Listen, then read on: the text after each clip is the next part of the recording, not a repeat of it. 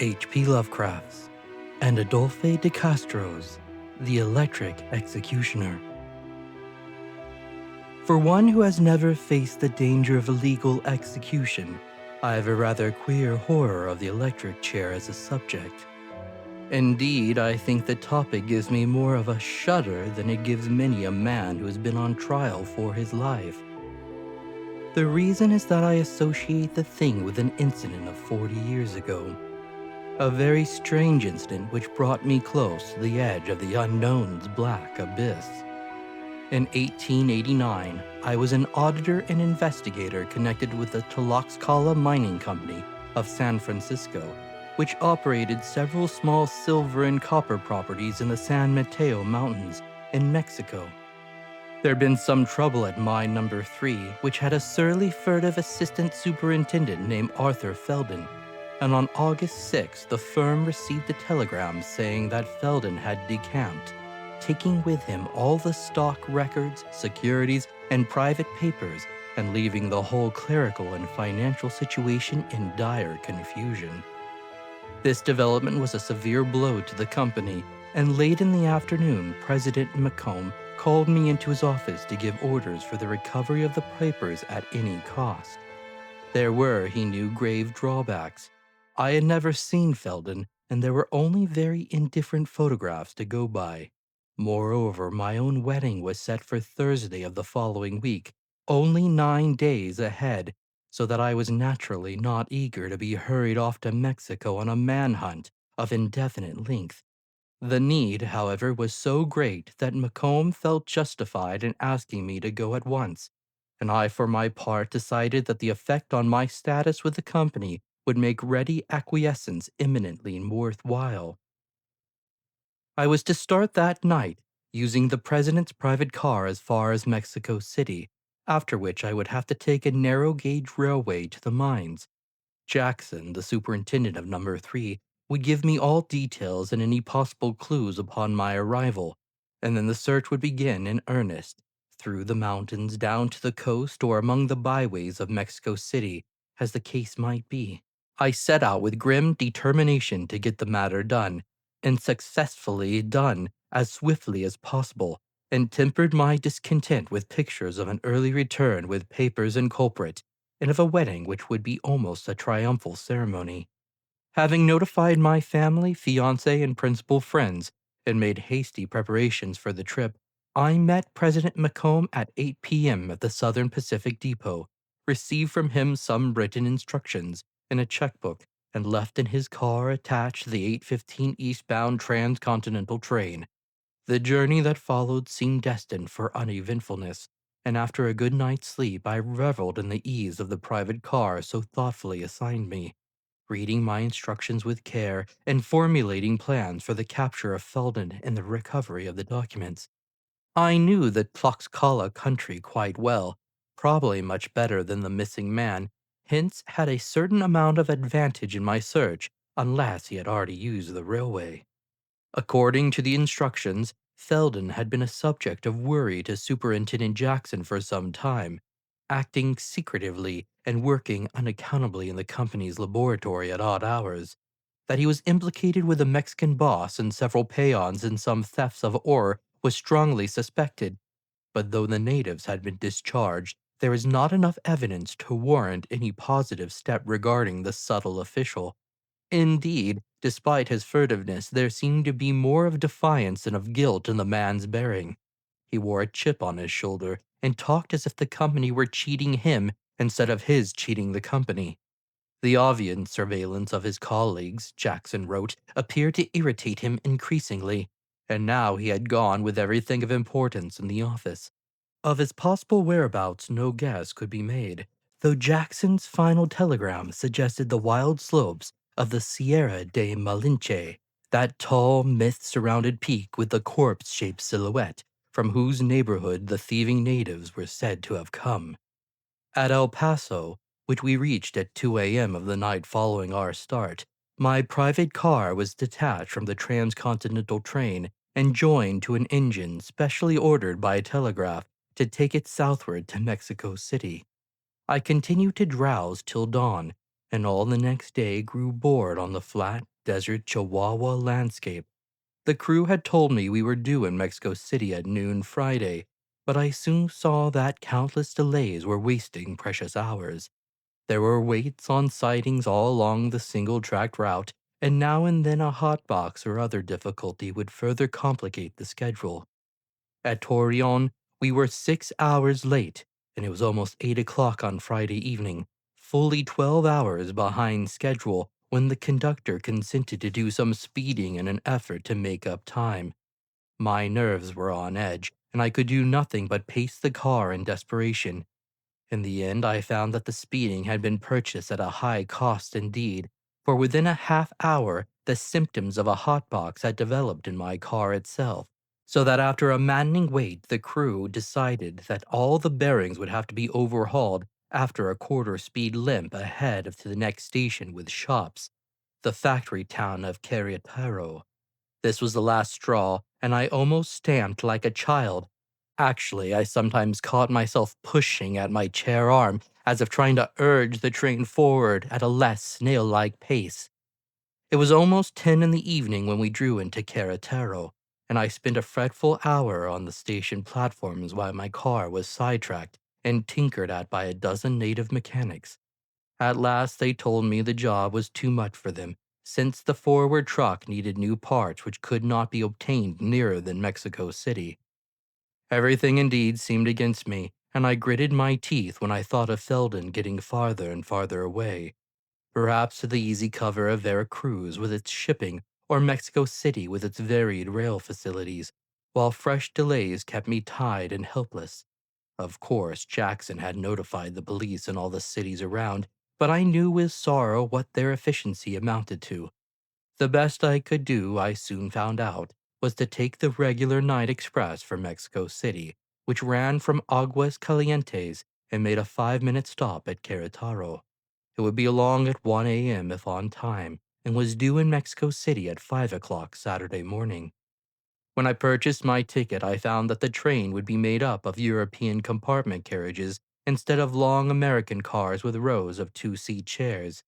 These had been much used in the early days of Mexican railroading, owing to the European construction interests back of the first lines, and in 1889 the Mexican Central was still running a fair number of them on its shorter trips.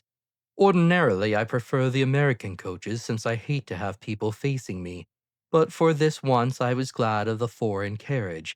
At such a time of night, I stood a good chance of having a whole compartment to myself, and in my tired, nervously hypersensitive state, I welcomed the solitude, as well as the comfortably upholstered seat with soft armrests and head cushion running the whole width of the vehicle. I bought a first-class ticket, obtained my valet from the sidetracked private car, telegraphed both President Macomb and Jackson of what had happened, and settled down in the station to wait for the night express as patiently as my strained nerves would let me. For a wonder, the train was only half an hour late, though even so, the solitary station vigil had about finished my endurance. The conductor, showing me into a compartment, told me he had expected to make up the delay and reach the capital on time, and I stretched myself comfortably on the forward-facing seat in the expectation of a quiet 3.5 hour run. The light from the overhead oil lamp was soothingly dim, and I'd wonder whether I could snatch some much-needed sleep in spite of my anxiety and nerve tension. It seemed, as the train jolted into motion, that I was alone, and I was heartily glad of it. My thoughts leaped ahead to my quest, and I nodded with the accelerating rhythm of the speeding string of carriages. Then, suddenly, I perceived that I was not alone after all. In the corner, diagonally opposite me, slumped down so that his face was invisible, sat a roughly clad man of unusual size, whom the feeble light had failed to reveal before. Beside him on the seat was a huge valet, battered and bulging, and tightly gripped even in his sleep by one of his incongruously slender hands. As the engine whistled sharply at some curve or crossing, the sleeper started nervously into a kind of watchful half-awakening. Raising his head and disclosing a handsome face, bearded and clearly Anglo-Saxon, with dark, lustrous eyes. At sight of me, his wakefulness became complete, and I wondered at the rather hostile wildness of his glance. No doubt, I thought, he resented my presence when he had hoped to have the compartment alone all the way, just as I was myself disappointed to find strange company in the half-lighted carriage. The best we could do, however, was to accept the situation gracefully, so I began apologizing to the man for my intrusion. He seemed to be a fellow American, and we could both feel more at ease after a few civilities. Then we could leave each other in peace for the balance of the journey. To my surprise, the stranger did not respond to my courtesies with so much as a word. Instead, he kept staring at me fiercely and almost appraisingly, and brushed aside my embarrassed proffer of a cigar with a nervous lateral movement of his disengaged hand. His other hand still tensely clutched the great, worn valet, and his whole person seemed to radiate some obscure malignity. After a time, he abruptly turned his face toward the window, though there was nothing to see in the dense blackness outside. Oddly, he appeared to be looking at something as intently as if there really were something to look at. I decided to leave him to his own curious devices and meditations without further annoyance, so settled back in my seat, drew the brim of my soft hat over my face, and closed my eyes in an effort to snatch the sleep I had half counted on. I could not have dozed very long or very fully when my eyes fell open as if in response to some external force. Closing them again with some determination, I renewed my quest of a nap, yet wholly without avail. An intangible influence seemed bent on keeping me awake, so raising my head, I looked about the dimly lighted compartment to see if anything were amiss. All appeared normal, but I noticed that the stranger in the opposite corner was looking at me very intently. Intently, though without any of the geniality or friendliness with which would have implied a change from his formal, surly attitude. I did not attempt conversation this time, but leaned back in my previous sleepy posture, half closing my eyes, as if I had dozed off once more, yet continuing to watch him curiously from beneath my downturned hat brim. As the train rattled onward through the night, I saw a subtle and gradual metamorphosis come over the expression of the staring man. Evidently satisfied that I was asleep, he allowed his face to reflect a curious jumble of emotions, the nature of which seemed anything but reassuring. Hatred, fear, triumph, and fanaticism flickered compositely over the lines of his lips and the angles of his eyes, while his gaze became a glare of really alarming greed and ferocity. Suddenly it dawned upon me that this man was mad, and dangerously so. I will not pretend that I was anything but deeply and thoroughly frightened when I saw how things stood. Perspiration started out all over me, and I had hard work to maintain my attitude of relaxation and slumber. Life had many attractions for me just then, and the thought of dealing with a homicidal maniac, possibly armed and certainly powerful to a marvelous degree, was a dismaying and terrifying one. My disadvantage in any sort of struggle was enormous, for the man was a virtual giant, evidently the best of athletic trim, while I have always been rather frail and was then almost worn out with anxiety, sleeplessness, and nervous tension. It was undeniably a bad moment for me, and I felt pretty close to a horrible death as I recognized the fury of madness in the stranger's eyes.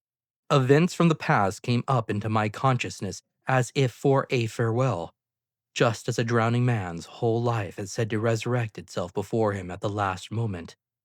Of course, I had my revolver in my coat pocket, but any motion of mine to reach and draw it would be instantly obvious. Moreover, if I did secure it, there is no telling what effect it would have on the maniac.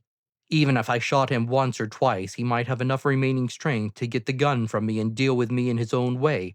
Or if he were armed himself, he might shoot or stab without trying to disarm me.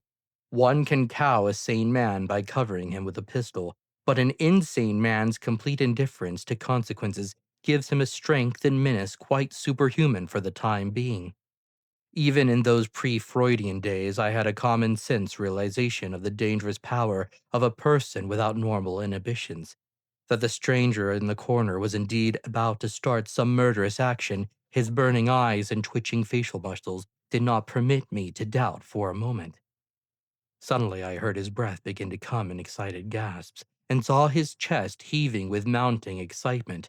The time for a showdown was close, and I tried desperately to think of the best thing to do, without interrupting my pretense of sleep, I began to slide my right hand gradually and inconspicuously toward the pocket containing my pistol, watching the madman closely as I did so to see if he would detect any move. Unfortunately, he did, almost before he had time to register the fact in his expression. With a bound so agile and abrupt as to be almost incredible in a man of his size, he was upon me before I knew what had happened, looming up and swaying forward like a giant ogre of legend, and pinioning me with one powerful hand, while the other he forestalled me in reaching the revolver. Taking it from my pocket and placing it in his own, he released me contemptuously, well knowing how fully his physique placed me at his mercy. Then he stood up at his full height, his head almost touching the roof of the carriage, and stared down at me with eyes whose fury had quickly turned to a look of pitying scorn and ghoulish calculation.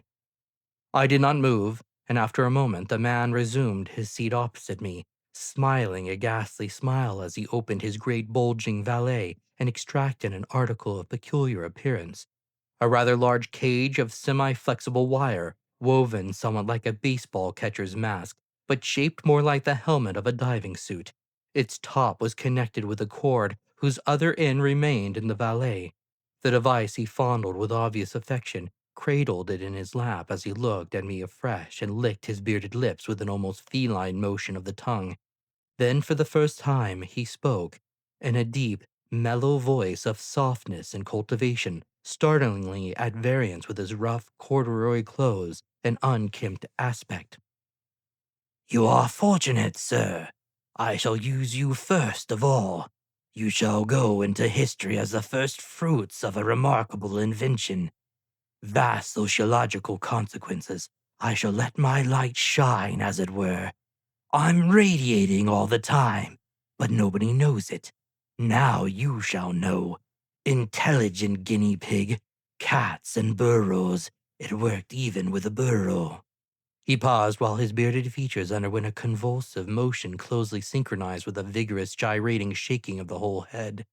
It was as though he were shaking clear of some nebulous obstructing medium, for the gesture was followed by a clarification of subtilization of expression which hid the more obvious madness in a look of suave composure through which the craftiness gleamed only dimly.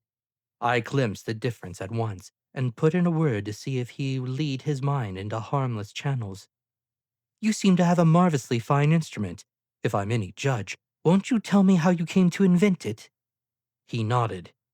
"Mere logical reflection, dear sir. I consulted the needs of the age and acted upon them. Others might have done the same had their minds been as powerful, that is, as capable of sustained concentration as mine. I had the sense of conviction, the available willpower, that is all. I realize, as no one else has yet realized, how imperative it is to remove everybody from the earth before Quetzalcoatl comes back, and realized also that it must be done elegantly. I hate butchery of any kind, and hanging is barbarously crude. You know, last year the New York legislature voted to adopt electric execution for condemned men, but all the apparatus they have in mind is as primitive as Stephenson's rocket or Davenport's first electric engine. I knew of a better way, and told them so, but they paid no attention to me. God, the fools, as if I didn't know all there is to know about men and death and electricity. Student, man and boy, technologist and engineer, soldier of fortune." He leaned back and narrowed his eyes. "I was in Maximilian's army 20 years and more ago. They were going to make me a nobleman. Then those damned greasers killed him and I had to go home. But I came back and forth, back and forth. I live in Rochester, New York."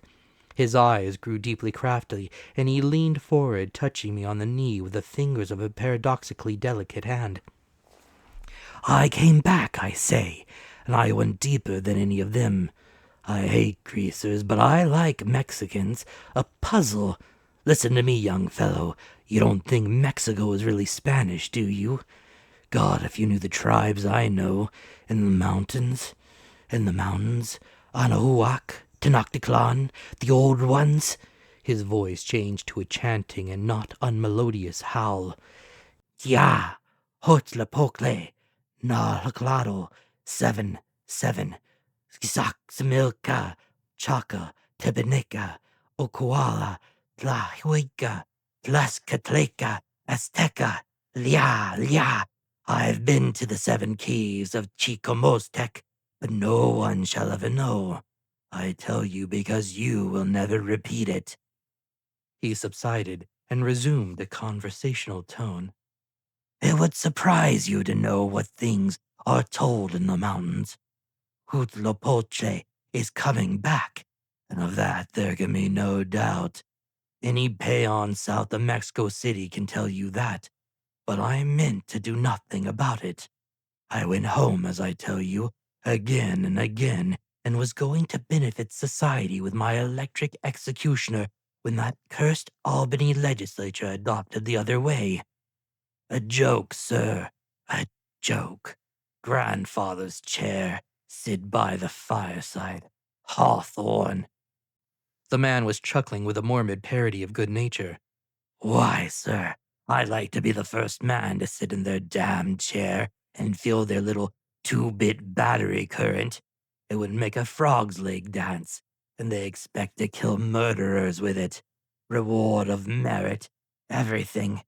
But then, young man, I saw the uselessness, the pointless illogicality, as it were, of killing just a few.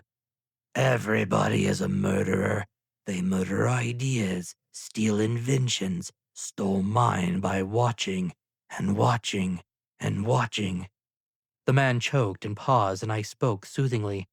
I'm sure your invention was much the better, and I probably they'll come to use it in the end. Evidently my tact was not great enough, for his response showed fresh irritation. Sure you are. Nice, mild, conservative assurance. Cursed lot you care, but you'll soon know. Why, damn you, all the good there ever will be in that electric chair will have been stolen from me. The ghost of Nezahopile told me that on the sacred mountain. They watched and watched and watched. He choked again, then gave another of those gestures in which he seemed to shake both his head and his facial expression that seemed temporarily to steady him. What my invention needs is testing. That is it. Here, the wire herder head net is flexible and slips on easily. Neck piece binds but doesn't choke. Electrodes touch forehead and base of cerebellum. All that's necessary. Stop the head and what else can go? The fools up at Albany, with their carved oak easy chair, think they've got to make it a head-to-foot affair. Idiots. Don't they know that you don't need to shoot a man through the body after you've plugged him through the brain? I've seen men die in battle. I know better. And then their silly high-powered circuit, dynamos, all that. Why didn't they see what I've done with storage battery? Not a hearing. Nobody knows. I alone have the secret. That's why I and Quetzalcoatl and Huitzilopochtli will rule the world alone. And they, if I choose to let them. But I must have experimental subjects. Subjects. Do you know whom I've chosen for the first? I tried jocoseness quickly merging into friendly seriousness as a sedative. Quick thought and apt words might save me yet. Well, there are lots of fine subjects among the politicians of San Francisco, where I come from. They need your treatment, and I like to help you introduce it. But really, I think I can help you in all the truth. I have some influence in Sacramento, and if you'll go back to the States with me after I'm through with my business in Mexico, I'll see that you get a hearing. He answered soberly and civilly. No, I can't go back. I swore not to when those criminals at Albany turned down my invention and set spies to watch me and steal from me.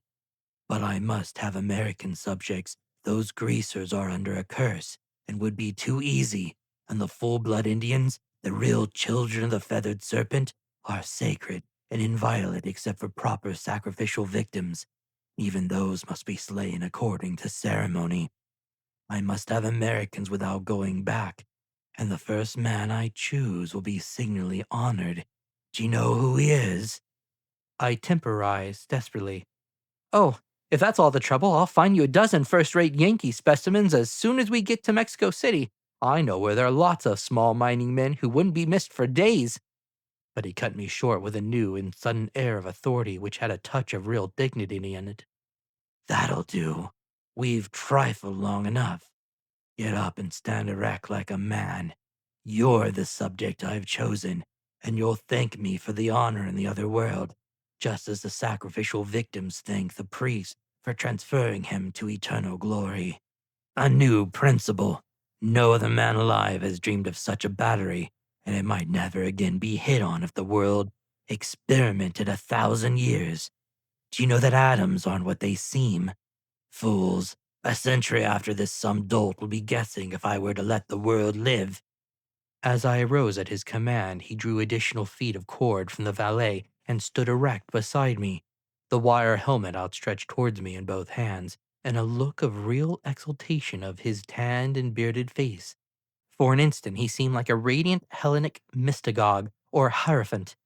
"Here, O youth, a libation, wine of the cosmos, nectar of the starry spaces, Linos, Liacus, Ialmenos, Zagreus, Dionysus, Attis, Hylas, sprung from Apollo and slain by the hounds of Argos, seed of Samith, child of the sun, Evoe, Evoe."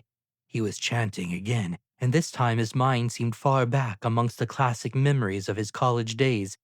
In my erect posture, I noticed the nearness of the signal cord overhead and wondered whether I could reach it through some gesture of ostensible response to his ceremonial mood.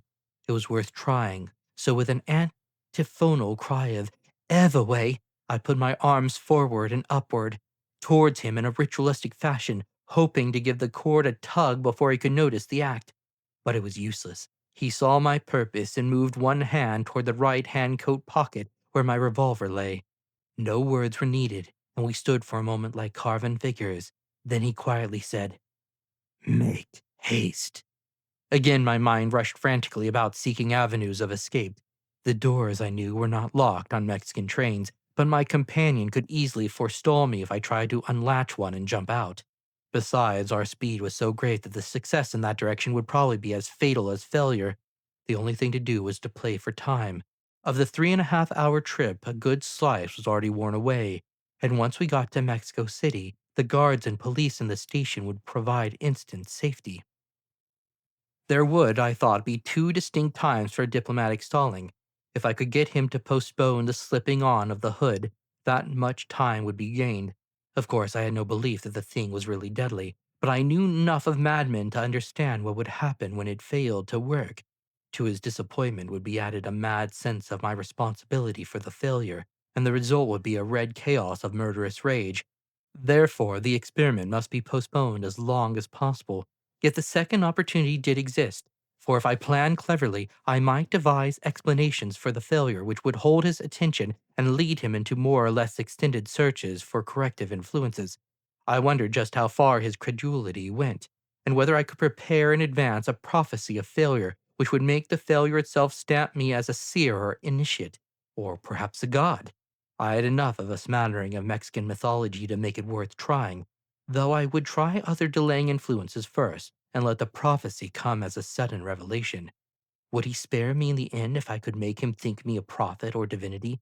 Could I get by as Quetzalcoatl or Huitzilopochtli and anything to drag matters out till 5 o'clock when we were due in Mexico City?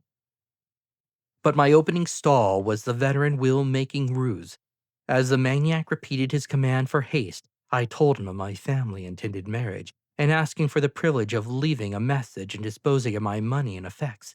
If, I said, he would lend me some paper and agree to mail what I should write, I could die more peacefully and willingly. After some cogitation, he gave a favorable verdict and fished in his valet for a pad, which he handed me solemnly as we resumed my seat. I produced a pencil, artfully breaking the point at the outset and causing some delay while he searched for one of his own. When he gave me his, he took my broken pencil and proceeding to sharpen it with a large horn-handled knife which had been in his belt under his coat. Evidently, a second pencil breaking would not profit me greatly. What I wrote I can hardly recall at this date. It was largely gibberish and composed of random scraps of memorized literature which I could think of nothing else to set down. I made my handwriting as illegible as I could without destroying its nature as writing, for I knew he would be likely to look at the result before commencing his experiment, and realized how he would react to the sight of obvious nonsense. The ordeal was a terrible one, and I chafed each second at the slowness of the train. In the past, I had often whistled a brisk gallop to the sprightly tack of wheels on rails, but now the tempo seemed slowed down to that of a funeral march. My funeral march, I grimly reflected. My ruse worked till I had covered over 4 pages, 6 by 9, when at last the madman drew out his watch and told me I could but 5 minutes more. What should I do next? I was hastily going through the form of concluding the will when a new idea struck me. Ending with a flourish and handing him the finished sheets, which he thrust carelessly into his left hand coat pocket, I reminded him of my influential Sacramento friends who would be so much interested in his invention. Oughtn't I to give you a letter of introduction to them? I said. Oughtn't I to make a signed sketch and description of your executioner so that they'll grant you a cordial hearing? They can make you famous, you know, and there's no question at all but they'll adopt your method for the state of California if they hear of it through someone like me whom they know and trust. I was taking this tact on the chance that his thoughts as a disappointed inventor would let him forget the Aztec religious side of his mania for a while. When he veered to the latter again, I reflected, I would spring the revelation in prophecy. The scheme worked, for his eyes glowed in eager assent, though he brusquely told me to be quick. He further emptied the valet, lifting out a queer-looking congeries of glass cells and coils to which the wire from the helmet was attached, and delivered a fire of running comment too technical for me to follow, yet apparently quite plausible and straightforward. I pretended to note down all he said, wondering as I did so whether the queer apparatus was really a battery after all. Would I get a slight shock when he applied the device? The man surely talked as if he were a genuine electrician. Description of his own invention was clearly a congenial task for him, and I saw he was not as impatient as before. The hopeful gray of dawn glimmered red through the windows before he wound up, and I felt at last that my chance of escape had really become tangible. But he too saw the dawn and began glaring wildly again. He knew the train was due in Mexico City at 5 and would certainly force quick action unless I could override all his judgment with engrossing ideas. As he rose with a determined air, setting the battery on the seat beside the open valet, I reminded him that I had not made the needed sketch and asked him to hold the headpiece so that I could draw it near the battery. He complied and resumed his seat with many admonitions to me to hurry.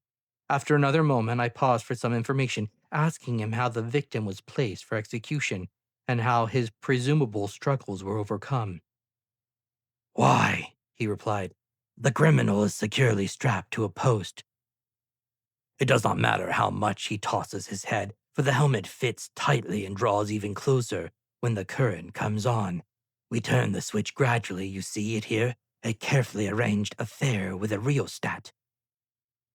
A new idea for delay occurred to me as the tilled fields and increasingly frequent houses in the dawnlight outside told us of our approach to the capital at last. But, I said, I must draw the helmet in place on a human head, as well as beside the battery.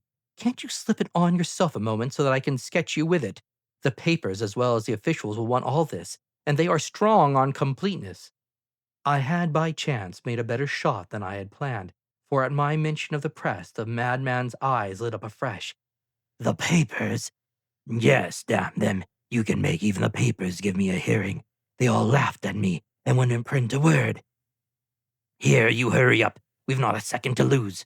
He had slipped the headpiece on and was watching my flying pencil avidly.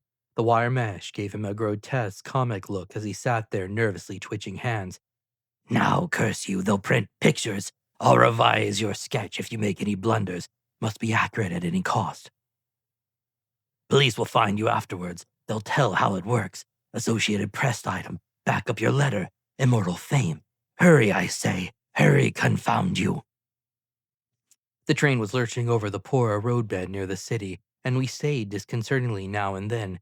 With this excuse, I managed to break the pencil again, but of course the maniac at once handed me my own, which he had sharpened. My first batch of ruses was about used up, and I felt that I should have to submit to the headpiece in a moment. We were still a good quarter hour from the terminal, and it was about time for me to divert my companion to his religious side and spring the divine prophecy. Mustering up my scraps of New Orleans Aztec mythology, I suddenly threw down pencil and paper and commenced to chat. Ya, ya, lo kinhuake, thou who art in thyself, thou too, Hippomonon, by whom we live, I hear, I see, serpent-bearing eagle, hail, a message, Huitzilopochtli, in my soul echoes thy thunder. At my intonations, the maniac stared incredulously through his old mask. His handsome face shone in surprise and perplexity, which quickly changed to alarm. His mind seemed to go blank in a moment, and then to recrystallize in another pattern. Raising his hands aloft, he chanted as if in a dream. Niklok Tulgukle, great lord, a sign from within thy black cave. Ya, Tonitru, Mitrotle, Cthulhu, command, and I serve. Now, in all this responsive gibberish, there was one word which struck an odd chord in my memory.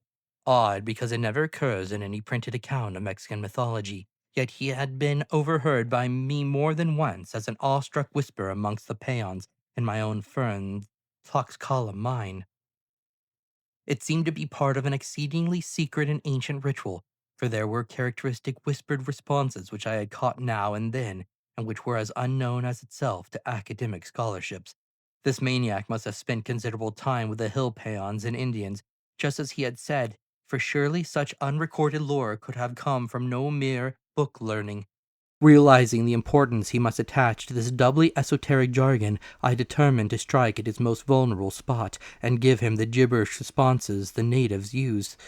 Ya Riley, I shouted. Cthulhu, Fatagan, Nigarato, Yig, Yak, Sototo. But I never had a chance to finish, galvanized into a religious epilepsy by the exact response which his subconscious mind had probably not really expected.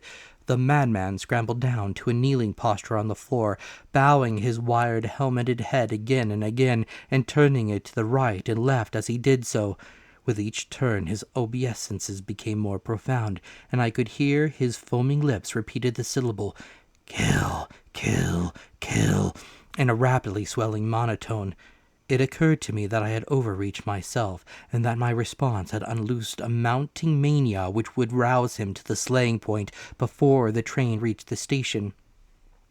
As the arc of the madman's turnings gradually increased, the slack in the cord from his headpiece to the battery had naturally been taken up more and more. Now, in an all-forgetting delirium of ecstasy, he began to magnify his turns to complete circles, so that the cord wound round and round his neck and began to tug at its moorings to the battery on the seat. I wondered what he would do when the inevitable would happen and the battery be dragged to presumable destruction on the floor. Then came the sudden cataclysm. The battery, yanked over the seat's edge by the maniac's last gesture of orgiastic frenzy, did indeed fall, but it did not seem to have wholly broken. Instead, as my eye caught the spectacle in one too fleeting instant, the actual impact was borne by the rheostat, so that the switch was jerked over instantly to full current. And the marvelous thing is that there was a current. The invention was no mere dream of insanity. I saw a blinding blue auroral coruscation, heard an ululating shriek more hideous than any of the previous cries of that mad, horrible journey, and smelled the nauseous odor of burning flesh. That was all my overwrought consciousness could bear, and I sank instantly into oblivion. When the train guard at Mexico City revived me, I found a crowd on the station platform around my compartment door. At my involuntary cry, the pressing faces became curious and dubious, and I was glad when the guard shut out all but the trim doctor who had pushed his way through to me. My cry was a very natural thing, but it had been prompted by something more than the shocking sight on the carriage floor which I had expected to see, or should say by something less, because in truth there was not anything on the floor at all. Nor, said the guard, had there been when he opened the door and found me unconscious within. My ticket was the only one sold for that compartment, and I was the only person found within it. Just myself and my valet, nothing more. I had been alone all the way from Querétaro. Guard, doctor, and spectators alike tapped their foreheads significantly at my frantic and insistent questions. Had it all been a dream, or was I indeed mad? I recalled my anxiety and overwrought nerves, and shuddered. Thanking the guard and doctor and shaking free of the curious crowd, I staggered into a cab and was taken to the Fonda Nacional, where after telegraphing Jackson at the mine, I slept till afternoon in an effort to get a fresh grip on myself. I had myself called at 1 o'clock in time to catch the narrow gauge for the mining country, but when I got up I found a telegram under the door. It was from Jackson, and said that Felton had been found dead in the mountains that morning, the news reaching the mine about 10 o'clock. The papers were all safe, and the San Francisco office had been duly notified, so the whole trip, with its nervous haste and harrowing mental ordeal, had been for nothing. Knowing that Macomb would expect a personal report despite the course of events, I sent another wire ahead and took the narrow gauge after all. 4 hours later, I was rattled and jolted into the station of mine number 3, where Jackson was waiting to give a cordial greeting. He was so full of the affair at the mine that he did not notice my still shaking and seedy appearance. The superintendent's story was brief, and he told me as he had led the towards the shack of the hillside above the Airstray, where Felden's body lay. Felden, he said, had always been a queer, sullen character, ever since he was hired the year before, working at some secret mechanical device and complaining of constant espionage and being disgustingly familiar with the native workmen. But he certainly knew the work, the country, and the people. He used to make long trips into the hills where the peons lived, and even to take part in some of their ancient heathenish ceremonies. He hinted at odd secrets and strange powers as often as he boasted of his mechanical skill. Of late, he had disintegrated rapidly, growing morbidly suspicious of his colleagues, and undoubtedly joining his native friends in ore thieving after his cash got low. He needed unholy amounts of money for something or other, was always having boxes come from laboratories and machine shops in Mexico City or the States. As for the final absconding with all the papers, it was only a crazy gesture of revenge for what he called spying. He was certainly stark mad, for he had gone across country to a hidden cave on the wild slope of the haunted Sierra de Malinche, where no white men live, and had done some amazingly queer things. The cave, which would never have been found but for the final tragedy, was full of hideous old Aztec idols and altars, the latter covered with the charred bones of recent burnt offerings of doubtful nature. The natives would tell nothing, indeed they swore they knew nothing, but it was easy to see that the cave was an old rendezvous of theirs, and that Felden had shared their practices to the full extent. The searchers had found the place only because of the chanting and the final cry. It had been close to 5 that morning, and after an all-night encampment the party had begun to pack up for its empty-handed return to the mines. Then somebody had heard faint rhythms in the distance, and knew that one of the obnoxious old native rituals was being howled from some lonely spot on the slope of the corpse-shaped mountain. They heard the same old names: Mictlantecutl, Tonatla Mitle, Cthulhu, Yarale, and all the rest. But the queer thing was that some English words were mixed with them, real white men's English and no grease or patter. Guided by the sound, they had hastened up the weed-entangled mountainside towards it, when after a spell of quiet the shriek had burst upon them. It was a terrible thing, a worse thing than any of them had ever heard before. There seemed to be some smoke, too, and a morbid, acrid smell. Then they stumbled on the cave, its entrance screened by scrub mesquites, but now emitted clouds of fetid smoke. It was lighted within, the horrible altars and grotesque images revealed flickeringly by candles which must have been changed less than a half hour before. And on the gravelly floor lay the horror that made all the crowd reel backwards. It was Felden, head burned to a crisp by some odd device he had slipped over it, a kind of wire cage connected with a rather shaken-up battery which had evidently fallen to the floor from a nearby altar pot. When the men saw it, they exchanged glances, thinking of the electric executioner Felden had always boasted of inventing, the thing which everyone had rejected, but had tried to steal and copy. The papers were safe in Felden's open portmanteau, which stood close by, and an hour later the column of searchers started back for number 3, with a grisly burden on an improvised stretcher. That was all, but it was enough to make me turn pale and falter as Jackson led me up past the Airstray to the shed where he said the body lay. For I was not without imagination, and knew only too well into what hellish nightmare this tragedy somehow supernaturally dovetailed. I knew what I should see inside that gaping door around which the curious miners clustered, and did not flinch when my eyes took in the giant form, the rough corduroy clothes, the oddly delicate hands, the wisps of burnt beard, and the hellish machine itself. Battery slightly broken, and headpiece blackened by the charring of what was inside. The great bulging portmanteau did not surprise me, and I quailed only at two things: the folded sheets of paper sticking out of the left-hand pocket, and the queer sagging of the corresponding right-hand pocket. In a moment, when no one was looking, I reached out and seized the two familiar sheets, crushed them in my hand without daring to look at their penmanship. I ought to be sorry now that a kind of panic fear made me burn them that night with averted eyes. They would have been a positive proof or a disproof of something, but for that matter, I could still have had proof by asking about the revolver the coroner afterwards took from the sagging right-hand coat pocket. I never had the courage to ask about that, because my own revolver was missing after the night on the train. My pocket pencil, too, showed signs of a crude and hasty sharpening, unlike the precise pointing I had given it Friday afternoon on the machine in President Macom's private car. So in the end, I went home, still puzzled, mercifully puzzled perhaps. The private car was repaired when I got back to Querétaro, but my greatest relief was crossing the Rio Grande into El Paso in the States. By the next Friday, I was in San Francisco again, and the postponed wedding came off the following week. As to what really happened that night, as I've said, I simply don't dare to speculate. That chap Felden was insane to start with, and on top of his insanity, he had piled a lot of prehistoric Aztec witch lore that nobody has any right to know. He was really an inventive genius, and that battery must have been the genuine stuff. I heard later how he had been brushed aside in former years by press, public, and potentates alike. Too much disappointment isn't good for men of a certain kind. Anyhow, some unholy combination of influences was at work. He had really, by the way, been a soldier of Maximilian's. When I tell my story, most people call me a plain liar. Others lay it to abnormal psychology, and heaven knows I was overwrought, while still others talk of astral projection of some sort. My zeal to catch Felden certainly sent my thoughts ahead towards him, and with all his Indian magic he'd been about the first one to recognize and meet them. Was he in the railway carriage, or was I in the cave on the corpse-shaped haunted mountain?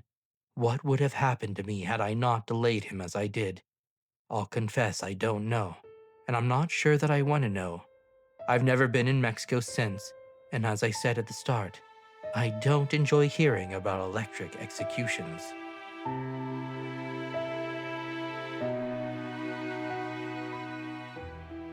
And so, the final word is spoken, though the echoes may linger where no light dares to reach.